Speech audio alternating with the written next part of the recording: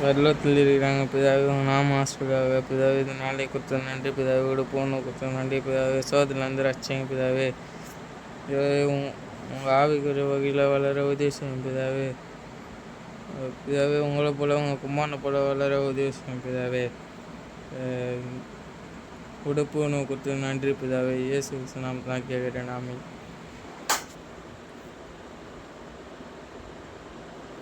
நம்ம என்ன பார்த்துட்டு இருந்தோம் அப்படின்னா, சிச்சையானது தற்காலத்தில் சந்தோஷமாக காணாது. எபிரேயர் 12:11 அது நீதியின் வழின்னு பார்க்குறோம். ஏன் நீதியின் வழியில் நடந்தால் மாத்திரம்தான் நமக்கு என்ன வரும்? சிச்சை வரும். சரி, சிச்சையை என்ன செய்கிறாங்க அப்படின்னா, வரும்பொழுது முகமெல்லாம் வாடி தான் போவோம் இல்லையா? என்ன தான் செய்யப்படுது? சிச்சைனா தேவனானவர் நம்ம திருத்துறாரு அப்படின்ட்டு போகும், கரெக்ட் பண்ணுற வருங்க. எந்த சிற்றையும் தற்காலத்திலே சந்தோஷமாக காணாமல் துக்கமாய் காணும் ஆகிலும் பிற்காலத்திலே அதில் பழகினவர்களுக்கு அது நீதியாகிய சமாதானத்தின் பலனை தரும்.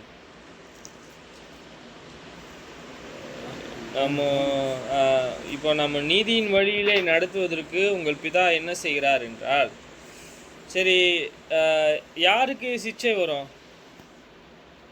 யாருக்கு சிச்சை வரும்? நீதியை செய்கிறவர்களுக்கா இல்லை நீதியை செய்யாது இருக்கிறவர்களுக்கா? இப்போ நீதியை நடப்பிக்கிறாங்க அப்படின்னா அவங்க என்ன செய்வாங்க? எதை பார்க்குறாங்க? தேவனை மகிமைப்படுத்துகிறாங்க இல்லையா? தேவன் என்று மகிமைப்படுத்துகிறாங்க. சரி, இப்போ இங்கே நாம் என்ன செய்கிறோம்? நாம் தேவனாலே சிட்சிக்கப்படுகிறோம். அவருடைய நீதியை நாம் நடப்பிக்கிறோம் சொல்றாரு. நாம் எதிலெல்லாம் நாம் தரித்திருக்கக்கூடியவர்களாக சொல்றாரு. விசுவாசத்தினாலே நீதிமான் பிழைப்பான் என்று எழுதியிருக்கிறபடி விசுவாசத்தினாலே உண்டாகும் தேவ நீதி விசுவாசத்துக்கென்று அந்த சுவிசேஷத்திலே வெளிப்படுத்தப்பட்டிருக்கிறது. சரி, நம்ம இங்க என்ன பார்க்குறோம்? தேவனுக்கென்று ஒரு நீதி இருக்கு. அது மனுஷன் அறிய முடியல அப்படின்னா, தேவனுக்கென்று ஒரு நீதி இருக்குது, அது மனுஷன் அறிய முடியல அப்படின்னா ஏன் அப்படின்னா, அது மனுஷனுக்கு ஏற்ற போல நீங்க சிந்திக்க கூடாது. தேவனுக்கென்று ஒரு நீதி இருக்கு. ஒரு விசுவாசத்தின் அளவு தேவனானவர் வைத்திருக்கிறார், கொடுக்கிறார். எப்படியாக தேவனானவர் அவரை அறிந்து கொள்ளணும்னு நினைக்கிறாரோ அப்படிதான் நீங்க அறிந்து கொள்ளணுமே தவிர, நான் புறஜாதிகளை போலவும் சரி, டினாமினேஷன்ஸ் இல்லையா, அநேக மார்ட்டின் லூத்தர்ஸ்லாம் இருக்காங்க. மார்ட்டின் லூத்தர் இப்போ இவங்கெல்லாம் என்ன செய்கிறாங்க அப்படின்னா, அவங்களுடைய உபதேசம் எங்கேருந்து எடுத்திருக்காங்க அப்படின்னா, அவங்க சுய ஞானத்திலேருந்து எடுத்திருக்கிறாங்க, வர்ணனை புஸ்தகத்திலிருந்து எடுத்திருக்கிறாங்க. சரி, நீதிமான் எதினாலே பிழைக்கிறான்? அவருடைய சுவிசேஷத்தினாலே. சரி, இதுதான் அடிப்படை. நாம் பார்க்கிறோம் இது எப்படி? இதுதான் அடிப்படை. தேவனுடைய சிச்சையை என்ன செய்ய வேண்டியது இருக்கிறது? அவருடைய நீதி அப்படின்னா அவருடைய பிரமாணத்தை கைக்கொள்வது. நாம் அன்பை குறித்து நாம் பார்க்கும் பொழுது அன்பிலே நாம் வளர வேண்டியது இருக்கு. முழுமையான அன்பு பயத்தை புறம்பை தள்ளக்கூடியதாக இருக்கிறது. நாம் என்ன செய்கிறது இல்லை என்றால், நமக்கு என்ன இருக்கிறது? பயமானது இருக்கிறது அப்படின்னா, ஓகே, இங்கே அவரை மகிமைப்படுத்தாதவர்களாக இருக்கிறோம் என்பதை நாம் பார்க்கிறோம். சத்தியமானது எல்லாருக்கும் கொடுக்கப்பட்டிருக்கு இல்லையா? எல்லாருக்குமே காணப்படுது. சொல்றாரு ரோமர் 1:18, சத்தியத்தை அநியாயத்தினாலே அடக்கி வைக்கிற மனுஷனுடைய எல்லாவித அவபக்திக்கும் அநியாயத்திற்கும் விரோதமாய் தேவ கோபம் வானத்தில் இருந்து வெளிப்படுத்தப்பட்டிருக்கிறது. சரி, நம்ம என்ன செய்கிறோம் என்றால், நாம் அதிகமாக நாம் இயேசுவினுடைய அடிச்சூட்டிலே காணும் பொழுது அவர் எப்படி நித்தியமான காரியங்களிலே நோக்கமுள்ளவராக இருந்தாரோ, அவர் எப்படி நித்தியமானதை அறிந்து கொள்வதற்காக, நித்தியமானதை செய்வதற்காக நோக்கமுள்ளவராக இருந்தாரோ அதை தான் நாம் செய்யணும். இந்த உலகத்திற்குரியவர்களை சரி, நாம் யார் எந்த ஒரு மனிதர்கள் மேலேயும் சரி, எந்த ஒரு பணத்தின் மேலேயும் சரி, நாம் என்ன செய்யக்கூடாது? அன்பு கூறக்கூடாது. ஆனால் சாலமோனை குறித்து நீங்கள் பார்க்கும் பொழுது, சாலமோன் அவருடைய இருதயமானது வழிவிலகி போவதற்கு அவங்க மனைவிகளே அவங்களுக்கு என்னவா இருந்தாங்க? காரணமாக இருந்தாங்க.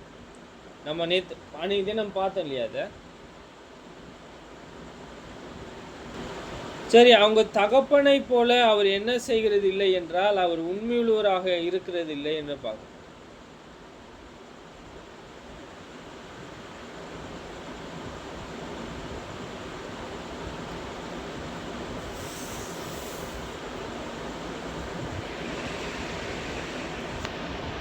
சங்கீத புஸ்தகம் 101 1-3.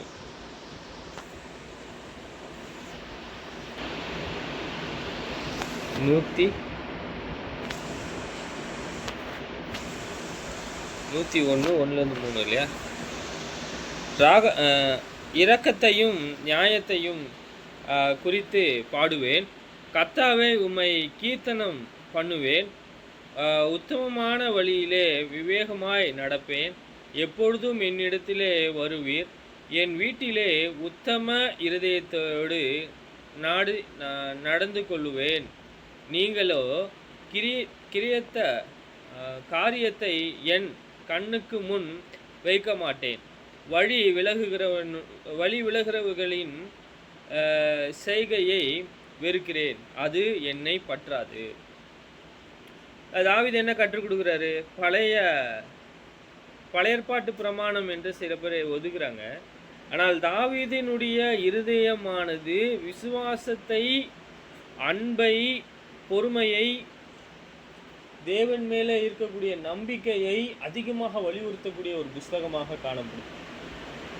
தேவன் மேலே நாம் எப்பொழுதும் பிரியமாக இருப்பதற்கு, அவரை மகிமைப்படுத்துவதற்கு, பூரணத்தை நாம் காணுவதற்கு, பூரணம். இப்போ பாருங்கள், தாவீது எப்படி பூரணமுள்ள இருதயத்தை அவருடைய வீட்டில் தரித்து பிதாவை, தேவனை சேவித்தார். இங்கே பாருங்க, இரக்கத்தையும் நியாயத்தையும் குறித்து பாடுவேன். யாருடைய இரக்கம்? இது உங்களுடைய இரக்கம் இல்லை, இல்லையா? மனுப்புத்திரர்கள் செய்யக்கூடிய இரக்கம் அல்ல. இது யாருடைய இரக்கம்? சொல்ற யாரை குறித்து பாடுறன்றார்? யாரை குறித்து மகிமைப்படுத்துறன்றாரு? கர்த்தாவே உம்மை கீர்த்தனம் பண்ணுவேன். யார் அவரு? கர்த்தர், என்னை உண்டாக்கினவரை குறித்து சொல்றார். அவரை உண்டாக்கினவரை குறித்து, அவர் எப்படி இருக்காராம்? இரக்கத்தையும் நியாயத்தையும் அவருக்கு இருக்கா? கண்டிப்பா இருக்குன்ற. உத்தமமான வழியிலே விவேகமாய் நடப்பேன். உத்தமமான வழி அது விவேகம் சொல்றாரு. அவர் ஒழுக்கமாக, அவரை எப்படி சார் அவர் ஒழுக்கமாக காட்டுறாரு. அவர் எப்படி இருக்கிறாரு அப்படின்னா, தன்னைத்தானே ஞானமுள்ளவனாக, பூர்ணமுள்ளவனாக காண்பிக்கணுன்ற. யாருக்கு முன்பாக? மனுஷனுக்கு முன்பாக இல்லை, தேவனுக்கு முன்பாக நம்ம பார்க்குறோம். சரி, எல்லா வழியையும் யாரு கொடுக்குறா சொல்லுங்க? என்னிடத்திலே வருவீர். என் வீட்டிலே உத்தம இருதயத்தோடு நான் நடந்து கொள்ளுவேன். பூரணமான இருதயம் அவரோடு நாம் இருக்கிறதுனால நாம் என்ன செய்கிறோம்? அவருடைய தயவு, அவருடைய மனம், எல்லாவற்றையும் நாம் அறிந்து கொள்வதற்கு போதுமானதாக இருக்கிறது. பேதுருவை குறித்து என்ன சொல்லுங்க? அவர் உத்தமமாக நடந்தாரா? உத்தமமாக நடந்தாரா? பவுல் உத்தமமாக நடந்தாரா? சரி, யாக்கோபு, யோவான் எல்லா விசுவாசத்தோடும், அன்போடும், கற்போடும், தயவோடும், பொறுமையோடும், நீதியோடும் நடந்தாரா? சரி, அவங்க சிச்சையை சகித்திருக்கிறாங்கன்றாரு. நீங்கள் ஏன் சகிக்க கூடாதவர்களாக இருக்கிறீங்கன்னு கேட்கிறார்.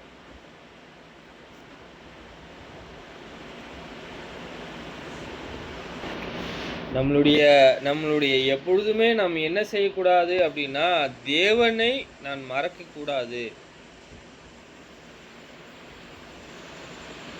தேவனை என்ன செய்யக்கூடாது, என்ன செய்ய கூடாது, என்ன செய்யக்கூடாது, தேவனை மறக்கக்கூடாது.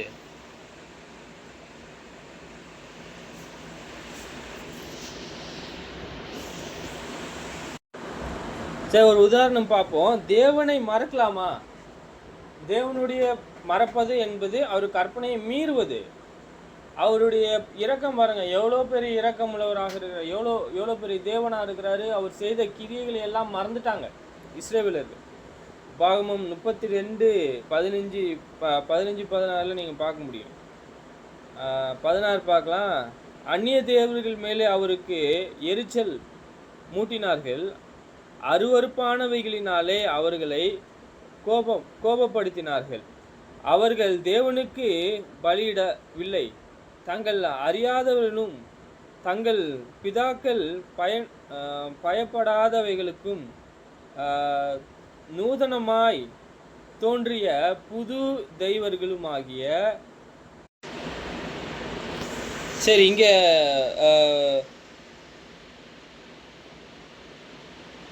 பேய்களுக்கே பலியிட்டார்கள். அவங்க யாருக்கு பலியிடாம என்ன செஞ்சிட்டாங்க அப்படின்னா, பேய்களுக்கு, டெவிலுக்கு அவங்க என்ன செய்யறாங்க, பலியிடுறாங்க. அப்படிப்பட்ட இருதயத்தை தேவனானவர் அவங்களுக்கு கொடுத்துருக்கார், பேய்களுக்கு பலி விடுவதற்கான காரியம். இப்போ கூட நம்ம பலியிடுறோமா? ஆமாம்.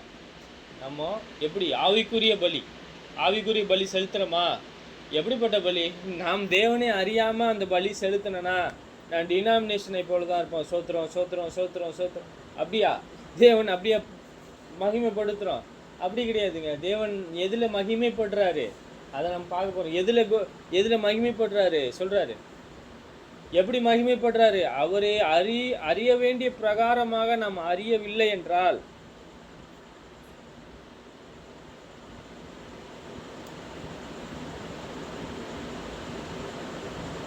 சொல்றாரு 17, அவர்கள் தேவனுக்கு பலியிடவில்லை, தங்கள் அறியாதவைகளாகவும் தங்கள் பிதாக்கள் பயப்படாதவைகளும் நூதனமாய் தோன்றிய புது தெய்வமாகிய பேய்களுக்கே பலியிட்டார்கள்.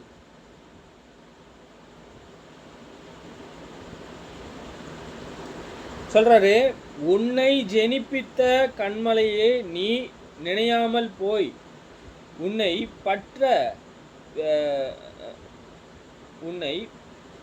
பெற்ற தேவனை மறந்தாய். சரிங்க, நம்ம என்ன பார்க்குறோம்? அவங்களுடைய பிதாக்கள், சில பிதாக்கள் என்ன செஞ்சிருக்கிறாங்க? பிதாக்கள் தேவனை மகிமைப்படுத்துறேன், தேவனை மறக்கல. நாம் தேவனை எப்படி மறக்கிறோம்? அவர் வைத்திருக்கிற அந்த முறைமையில நாம் போகாம, நான் இப்படி தான் போவேன், இது ஒரு ஷார்ட் ரூட் அப்படின்னு சொல்லிட்டு யெகோவா சாட்சி மக்கள் இருக்கிறாங்க, பெந்தகோஸ்தே மக்கள் இருக்கிறாங்க, ரோமன் கேத்தலிக் மக்கள் இருக்கிறாங்க. அப்படி போயிடலாமா? அப்படி போகக்கூடாது. எப்படி போகணும்? ஆவிக்குரிய நன்மையை சொல்றாரு. உன்னை ஜெனிப்பித்த கண்மலையை நீ நினையாமல் போய் உன்னை பெற்ற தேவனை மறந்தாய்.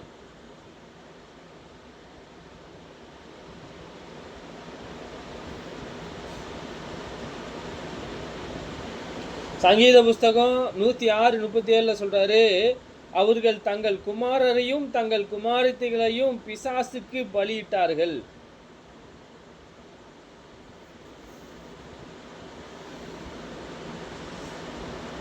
சரி, இப்போ எவ்விதமாக அவர்களுடைய இருதயமானது இருக்கிறது? முற்றிலுமாக அவங்க என்ன இருக்கிறது? தேவனை விட்டு விலகி போகிறதுக்கான இருதயம் தான் அவங்களுக்கு இருக்கிறது. நம்ம பார்க்கணும்.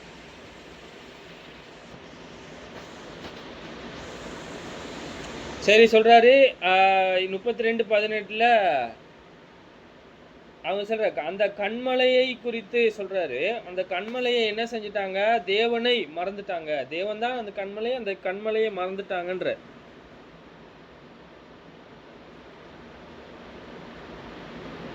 ஏனெனில் அவங்க சகிக்கிறதற்கான மனம் அவர்களிடத்துல இல்லை.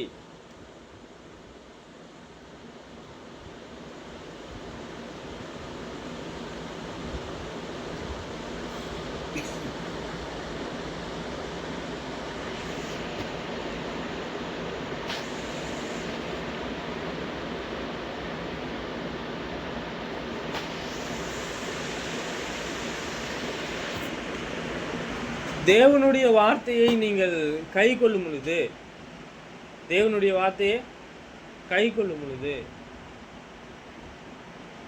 நீங்க ரொம்ப அதிகமான கல்வி பகிர்ந்தவரும் கிடையாது இல்லையா, நீங்க அதிகமான பணக்காரங்களும் கிடையாது.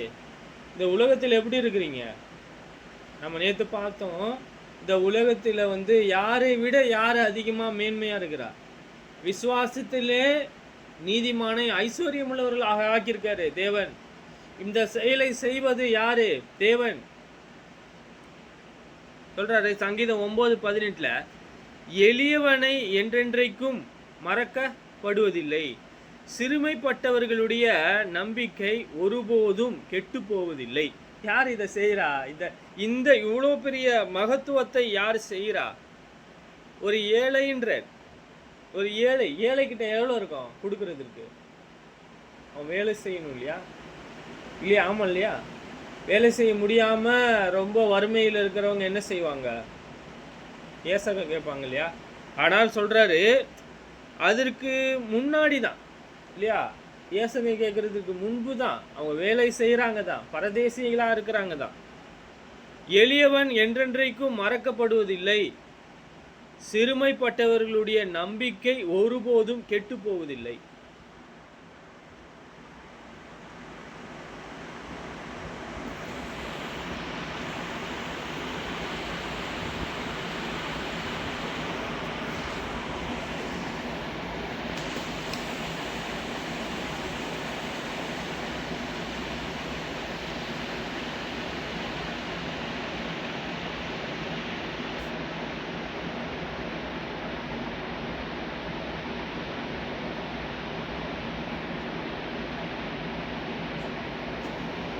ஒரு துன்மார்க்கன் இருக்கிறாங்க. துன்மார்க்கன் என்ன செஞ்சிட்டாரு அப்படின்னா, ஒரு நீதி உள்ளவர்களை குறித்து பரியாசமும் கேலியும் செய்கிறாங்க. தேவன் அதை மறந்தார் என்று அவர் தம்முடைய முகத்தை மறைத்து ஒரு காலும் அதை காண மாட்டார் என்று தான் இருதயத்தில் சொல்லி கொண்டான். யாரு? ஒரு துன்மார்க்கன் ஒரு நீதியுள்ள மனிதனை குறித்து சொல்றார். அப்போது அந்த நீதியுள்ள மனுஷன் அழிந்து போகணும் அப்படின்னு தான் அந்த துன்மார்க்கர்களுக்கு அங்கே என்ன இருக்கு? ஆசை. ஆனால் அப்படி செய்கிறாரா தேவன்? நான் முன்னாடி என்ன பார்த்தோம்? தேவன் ஒருபோதும் என்ன செய்யல, விசுவாசத்தில் ஐஸ்வர்யம் இல்லை. அவங்க பூமிக்குரிய வகையில் பணம் தான் இல்லை அவங்களுக்கு. தேவனை அவங்க அப்படிப்பட்ட சிறுமியானவர்களை மறக்கலன்ற துன்மார்க்கன் தேவனே அசட்டை பண்ணி நீர் கேட்டு விசாரிப்பதில்லை என்று தன் இருதயத்திலே சொல்லிக் கொள்கிறானே.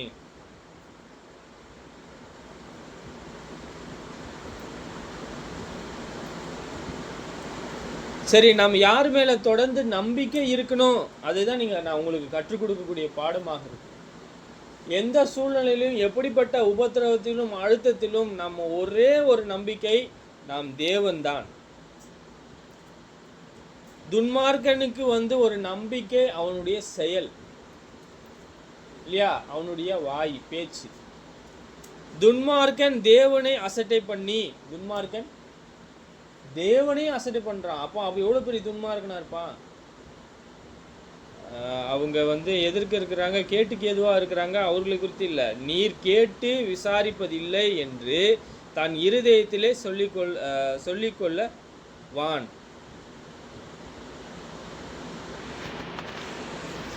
சரி, நம்ம என்ன கற்றுக்கொள்கிறோம் என்றால், நம் தேவனை போல ஒருபோதும் எப்பொழுதும் ஒரு மனுஷனை இருதயத்திலிருந்து தீர்ப்பு செய்கிறார்.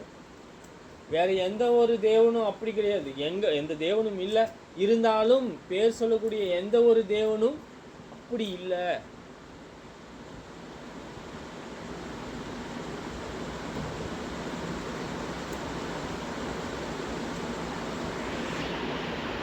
சங்கீதம் 10:11 சொல்றாரு, துன்மார்க்கன் தான் சொல்றாரு,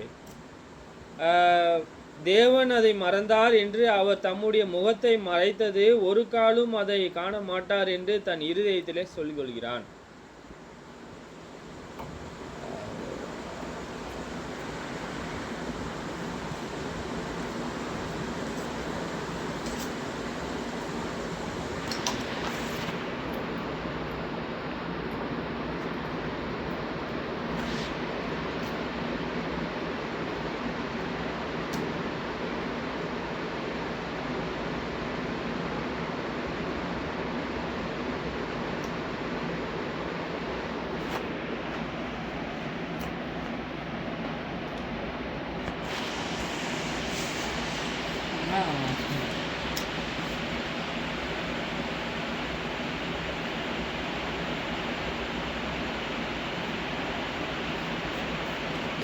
சரி, இப்போ இவங்களுக்கு எவ்வளோ பேர் உபத்திரம் வருது தெரியுமா?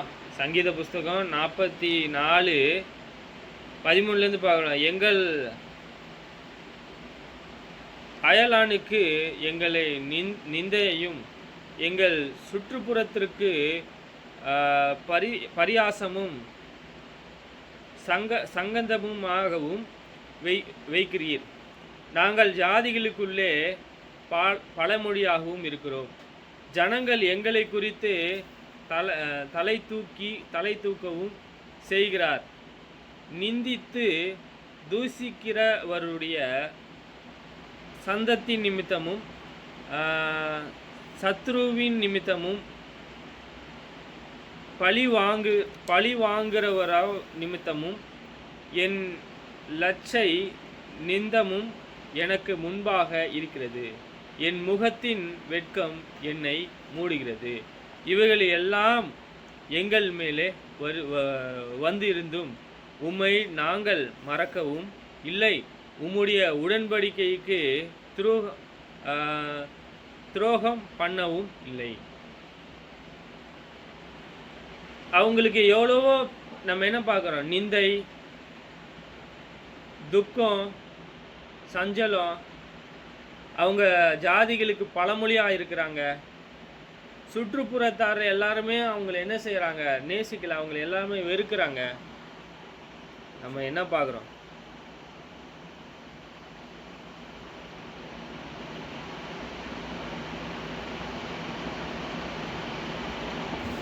சங்கீதம் 69:19 தேவரீர் என் நிந்தனையும் என் வெட்கத்தையும் என் அமைத்தையும் அறிந்திருக்கிறீர். என் சத்துருக்களின் எல்லோருக்கும் உமக்கு முன்பாக இருக்கிறார்கள்.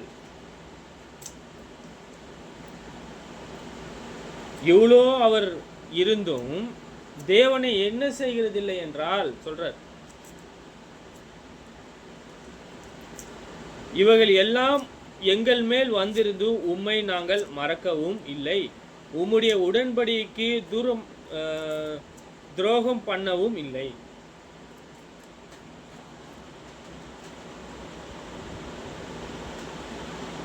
துரோகம்னா என்ன சொல்றாரு? அவரை ஜெனிப்பித்த தேவனை மறந்தாங்க இல்லையா?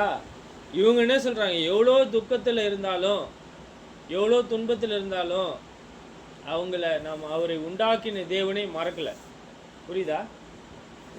சொல்றாரு, உம்மை நாங்கள் மறக்கவும் இல்லை, உம்முடைய உடன்படிக்கைக்கு துரோகம் பண்ணவும் இல்லை.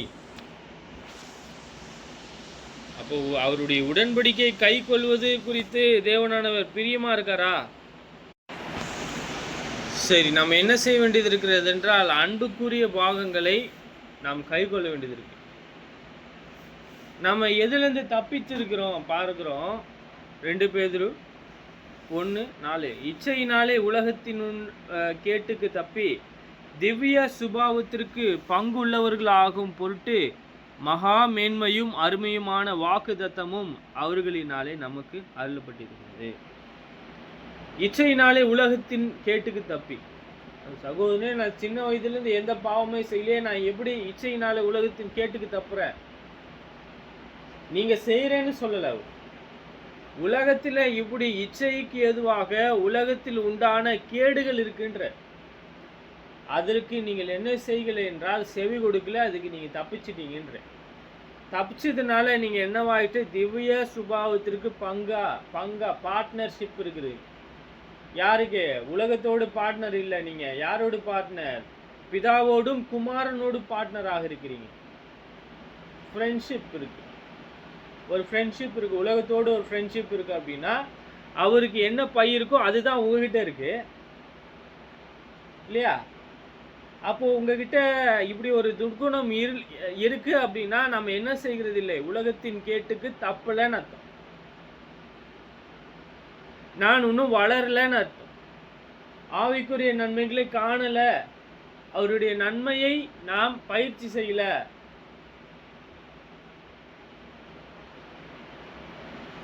இங்கே சொல்றாரு, தெய்வீக சுபாவத்திற்கு பங்குள்ளவர்களாகும் பொருட்டு. தேவனுடைய சுபாவம், தெய்வீக டிவினிட்டி ஆஃப் நேச்சர் வேற, நேச்சர் ஆஃப் காட், தேவனுடைய தன்மை வேற. அவர் எப்படி இருக்காரு? தேவன் எப்படி இருக்காரு? மனுஷன் சொல்றான் எப்படி இருக்காரு? பரிசேயர்கள் எதை கற்றுக் கொடுக்குறாங்கன்னா, அவங்க எதை போதிக்கிறாங்க அப்படின்னா, மனுஷனுடைய உபதேசத்தை கற்பனையாக போதித்து எனக்கு வீணாக ஆராதனை செய்யறன்ற. புரியுதா சொல்றது?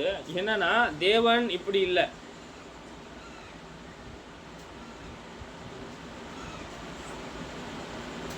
தேவன் அப்படி இல்லை.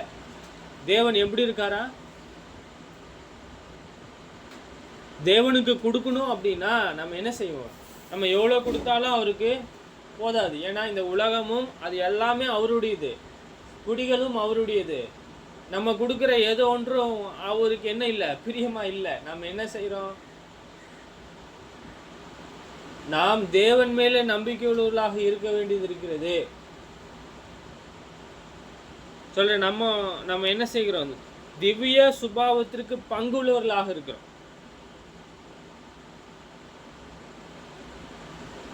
மகா மேன்மையும் அருமையுமான வாக்கு தத்தங்களும் அவைகளினாலே நமக்கு அருளப்பட்டிருக்கிறது.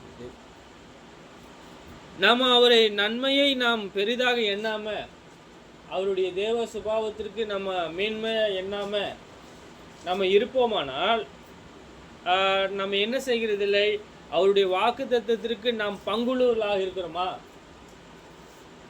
வாக்கு தத்தம் அப்படின்னா இதை செஞ்சீங்கன்னா தான் இது உங்களுக்கு, புரியுதுங்களா? அப்போ இதை செய்யலைன்னா உங்களுக்கு இல்லை. இதை யார் செய்கிறா? தேவன். நமக்கு என்ன வாக்கு தத்தம் கொடுத்துருக்காரு?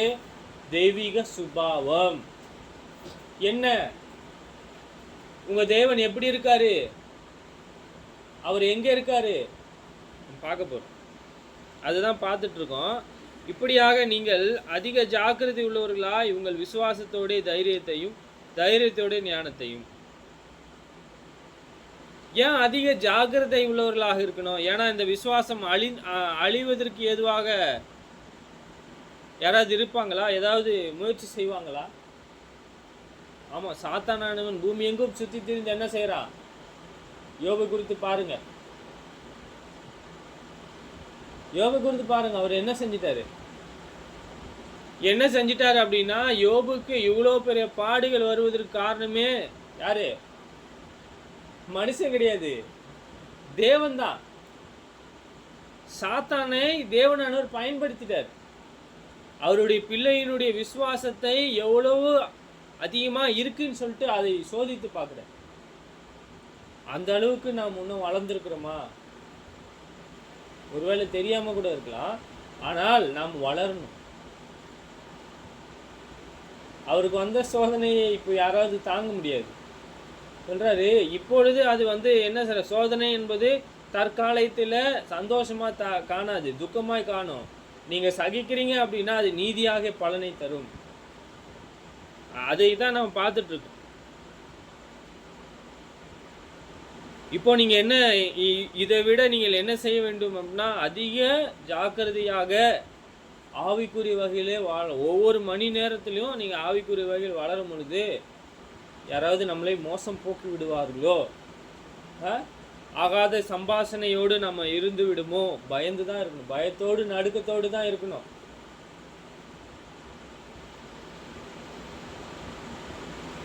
ஞானத்தோட இச்சை அடக்கத்தையும், இச்சை அடக்கத்தோட பொறுமையும், பொறுமையோட தேவ பக்தியையும், தேவ பக்தியோட சகோதர சிநேகத்தையும், சகோதர சிநேகத்தோட அன்பையும் கூட்டி வழங்குகள். ஏன் இதை மட்டும் நம்ம இப்படி பார்க்குறோம் அப்படின்னா, இது எல்லாம் பூரணத்திற்கு ஏதுவாக இருக்கிறது. பூரணத்துக்கு ஏதுவா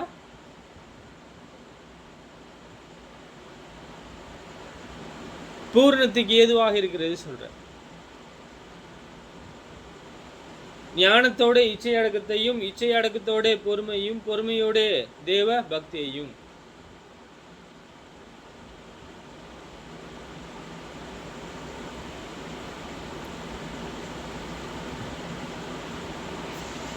சரி, தேவ பக்தியை குறித்து நம்ம நிறைய தடவை பார்த்துருக்குறோம்.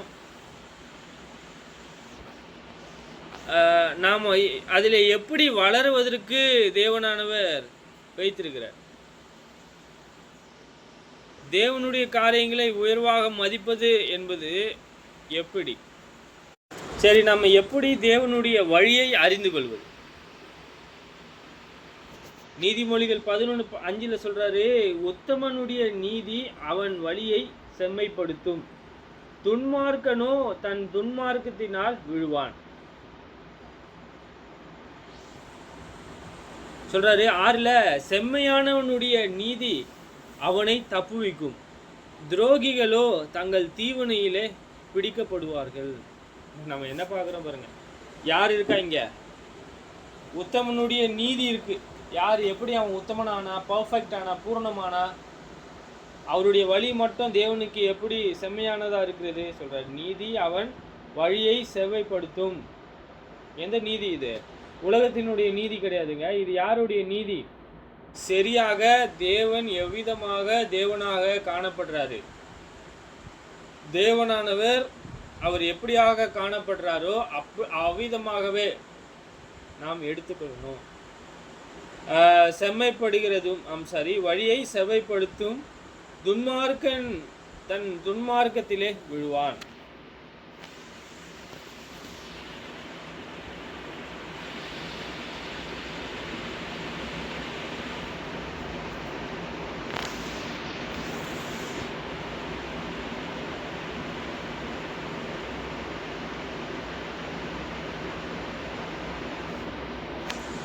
சரி, நம்ம நீதியில நடந்தா நம்மளுடைய வழி என்ன ஆகும்? நமக்கு தெரியாம போகுமா சொல்றாரு நீதியில. நீதிமொழிகள் 4:18 நீதிமானுடைய பாதை நடுப்பகல் வரைக்கும் அதிகமாய் பிரகாசிக்கிற சூரியனை போல் இருக்கும், துன்மார்க்கருடைய பாதையோ காரிருளை போல் இருக்கும், தாங்கள் இடுறுவது இன்னதில் என்று அறியார்கள்.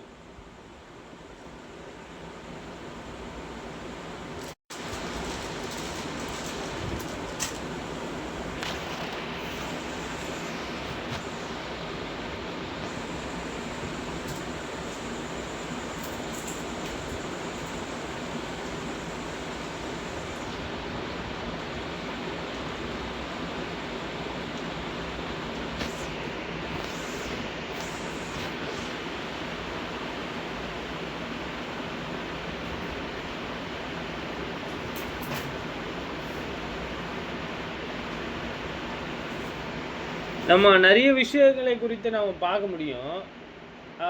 பூரணம் என்பது அது செம்மையான வழி, அது சரியானதை செய்வது, தேவபக்தியை உயர்வாக கருதுதினாலே, அவருடைய அன்புக்குரிய காரியங்களை செய்வதனாலே நாம் பார்க்குறோம். ரோமர் 12:2 பார்க்குறோம், நீங்கள் இந்த பிரபஞ்சத்திற்கு ஒத்த வேஷம் தெரியாமல் தேவனுடைய நன்மையும் பிரியமும் பரிபூர்ணமான சித்தம் இன்னதென்று பகுத்தறியத்தக்கதாக உங்கள் மனம் புதிதாகிறதுனாலே மறுரூபமாகிறீர்கள்.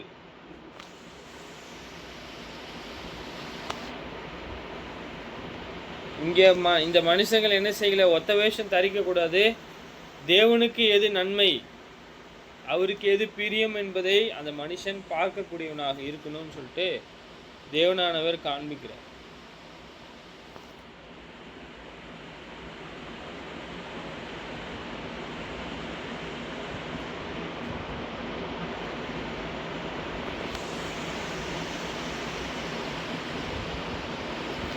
அன்புக்கு சில குணாதிசயங்கள் இருக்கிறது. அது அன்பு பூரணம் மட்டும் கிடையாது இல்லையா? அதில் என்ன நிறைய வகையான தேவனுடைய சாயலை உயர்வாக கருத வேண்டியது இருக்கிறது. 2 கொரிந்தியர் புஸ்தகம் 13:10 கடைசியாக சகோதரரே சந்தோஷமாயிருங்கள், நற்சீர் பொருந்துங்கள், ஆறுதல் அடையுங்கள், ஏக சிந்தையாயிருங்கள், சமாதானமாயிருங்கள், அப்பொழுது அன்புக்கும் நற்கிரிக்கும் காரணமாகிய தேவன் உங்களோடு கூட இருப்பார். எதுங்க நன்மை? பூரணமான நன்மை எது வருவிக்கும்? பூரணம் என்பதை எதில் நீங்கள் காண முடியும்? யாரு காண முடியும்? சரி, பிறகு உண்மையுள்ள சகோதரன் தான் அதை காண முடியும்.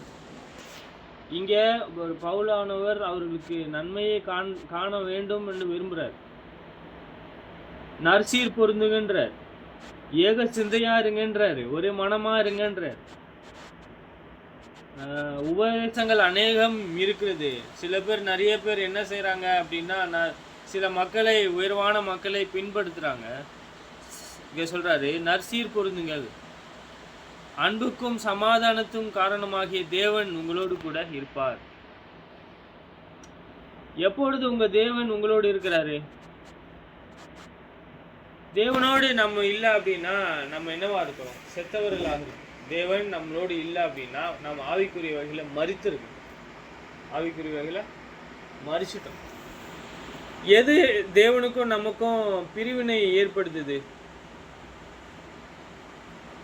எது? நாம் இயேசு கிறிஸ்துவினுடைய மனதை உடன்பட்டவர்களாக இராதிருக்கும் பொழுது. ரோமர் 15:5 நீங்கள் ஒருமனப்பட்டு நம்முடைய கர்த்தராகிய இயேசு கிறிஸ்துவின் பிதாவாகிய தேவனை ஒரே வாயினாலே மகிமைப்படுத்தும்படிக்கு.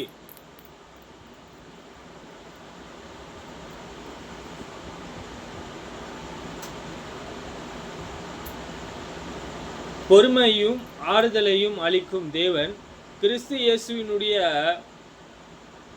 மாதிரியின்படியே நீங்கள் ஏக சிந்தையுள்ளவர்களாய் இருக்கும்படி உங்களுக்கு அனுக்கிரகம் செய்வாராக. நம்ம என்ன பார்க்குறோம்?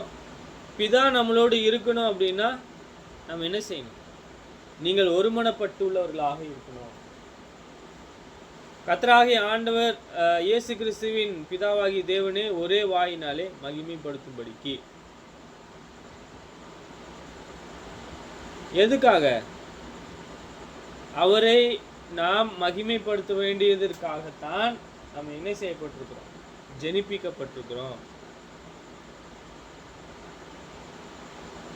பொறுமையும் ஆறுதலையும் அளிக்கும் தேவன் கிறிஸ்து இயேசுவினுடைய மாதிரியின்படியே நீங்கள் ஏக சிந்தை உள்ளவர்களாயும் இருக்கும்படி உங்களை அனுக்கிரகம் செய்வாராக. இயேசுக்கு அதான் சொல்கிறேன், இயேசுவானவர் சொல்கிறாரு, நீங்கள் இன்ன விதமாக உங்கள் பிதாவை நீங்கள் கற்றுக்கல. அப்படி நீங்கள் கொடுக்கப்பட்டிருக்கிறீங்கன்னா பிதா அப்படிப்பட்டவர் இல்லை. அவர் அநீதியில் பிரியப்படுவது அல்ல, அவர் நீதியில் பிரியப்படுகிற தேவன்.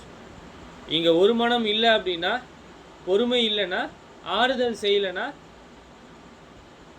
இயேசு மகிமைப்படல, இயேசு மூலமாக பிதா மகிமைப்படல. நீங்கள் ஏக சிந்தை உள்ளவர்களாக இருக்கும்படிக்குன்னு சொல்கிற அந்த கட்டளைக்கு நீங்கள் கை கொள்ளுங்க.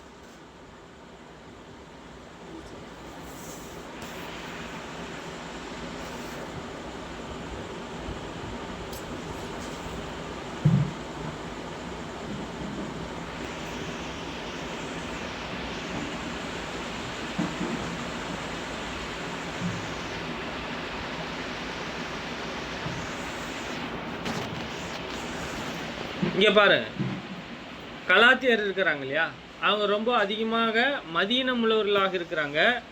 அவங்க இயேசுவை மறந்துட்டாங்க. எப்படி நம்ம கற்றுக் கொடுக்கணும் பாருங்க. கலாத்தியர் 3:3 ஆவியினாலே ஆரம்பம் பண்ணின நீங்கள் இப்பொழுதே மாம்சத்தினாலே முடிவு பெறலாம் என்று இருக்கிறீர்களோ? நீங்கள் இதை என்ன புத்தினரா? இது என்ன பாடுகளையும் வீணாய் பட்டீர்களோ? அவைகள் வீணாய் போயிற்று. எவ்வளோ பாடுகள். கிறிஸ்துக்குள்ளாக தேவபக்தியாக நடக்க மனதாக இருந்தால் துன்பப்படுவார்கள். அவங்க எப்படி ஆரம்பித்தாங்களாம்? ஆவியினாலே ஆரம்பம் பண்ணினாங்களாம். இப்போ என்ன வந்துட்டாங்க, முடிவில் மாம்சத்தினாலே வந்துட்டாங்க, முடிவு பெறலாம் அப்படின்ட்டு வந்துட்டாங்க. இது உங்களுக்கும் அப்படி தான், எனக்கும் அப்படி தான். நம்ம என்ன செய்யணும்? ஆவிக்குரிய வகையில் ஆரம்பிக்கிறோம், ஆவிக்குரிய வகையில் முடிக்கணுன்ற இத்தனை பாடுகளையும் நம்ம வீணா படலை. நமக்கு ஒரு மேலான ஒரு உலகம் நம்மளுக்கு இருக்கிறது.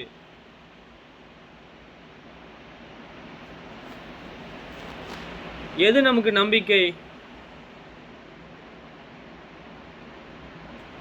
இங்க பாருங்க, தேவனானவர் எதை காண்பிக்கணும்னு நினைக்கிறார்? அவருடைய அன்பு, அவருடைய இரக்கம், அவருடைய பொறுமை, தேவனுக்கு அவருடைய தன்மையை உயர்வாக மதிக்கணும். எபேசியர் 4:12 பரிசுத்தவான்கள் சீர்பொருந்தும் பொருட்டு சுவிசேஷ ஊழியத்தின் வேலைக்காகவும் கிறிஸ்துவின் சரீரமாகிய சபையானது பக்தி விருத்தி அடைவதற்காகவும். பரிசுத்தவான்கள் யாரு? நம்ம பார்த்துருக்கோம். அவங்க எப்படிப்பட்டவங்க, எதுலேருந்து அழைக்கப்பட்டிருக்கிறாங்க, எங்கே வைக்கப்பட்டிருக்கிறாங்கன்னு. அந்த ஊழியத்திற்காக, அந்த ஊழியத்தின் வேலைக்காக கிறிஸ்துவின் சரீரமாகிய சபையானது, நமக்கு இயேசு கிறிஸ்துக்குள்ளாக சபையில் நம்ம சேர்க்கப்பட்டுக்கிறோம். பக்தி விருத்தி அடைவதற்கு, பக்தி விருத்தினா அவருடைய இயேசு கிறிஸ்துவனுடைய நிறைவில், அவருடைய சரீரத்தின் அளவில், அவருடைய இருதயத்தின் நிறைவில் நாம் வளரணும். எப்படியாக? யாரெல்லாம் அவருடைய நிறைவை காண்பிக்கிறாங்க? எத்தனை பேர் அவருடைய நிறைவை காண்பிக்கிறாங்க? அவருடைய குமாரனுடைய நிறைவு யாருக்கு இருக்கு?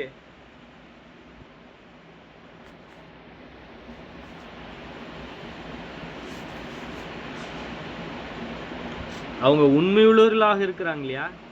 கிறிஸ்துவினுடைய மனம் அவர்களிடத்தில் இருக்க வேண்டியது இருக்கு இல்லையா? நாம் இயேசு கிறிஸ்துவை பின்பற்றக்கூடியவர்களாக இருக்க வேண்டியது இருக்கு இல்லையா? எங்க சொல்றாரு? எபிரேயர் 2:10 ஏனென்றால் தமக்காகவும் தம்மாலையும் சகலத்தையும் உண்டாக்கினவர் அநேகம் பிள்ளைகளை மகிமையிலே கொண்டு வந்து சேர்க்கையில் அவருடைய ரட்சிப்பின் அதிபதி உபத்திரவத்தினாலே பூர்ணப்படுத்துவது அவருக்கு ஏற்றதாய் இருக்கிறது.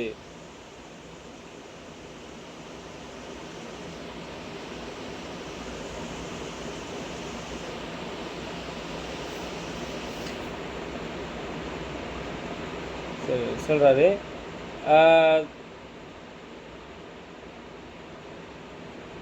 அவர்களுடைய ரட்சிப்பின் அதிபதியை எப்படி பூர்ணப்படுத்தினாரா? உபத்திரவத்தில். இங்க சொல்றாரு,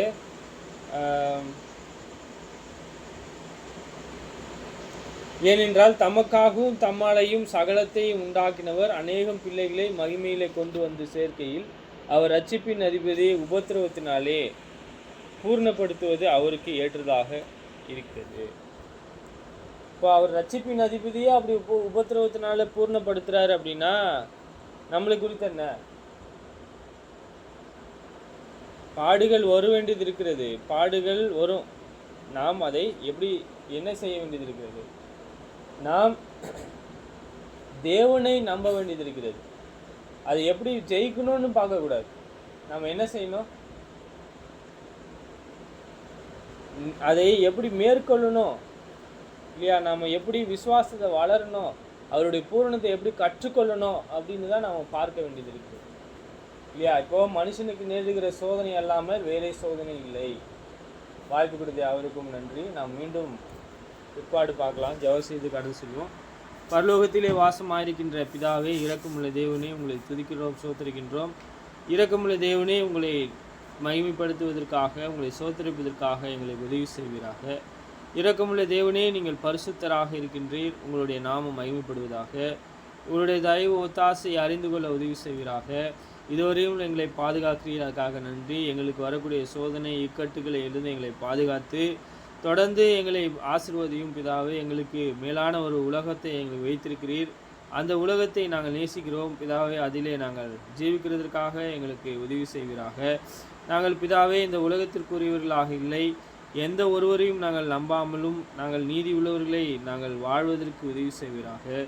உங்கள் சித்தமானால் எங்களை பாதுகாத்து வழிநடத்துவீராக. தேவனே, இந்த குடும்பத்தையும் சுற்றி இருக்கக்கூடிய யாவரையும் ஆசீர்வதியும். உங்கள் சித்தமானால் எங்களை பாதுகாத்துக்கொள்ளும்.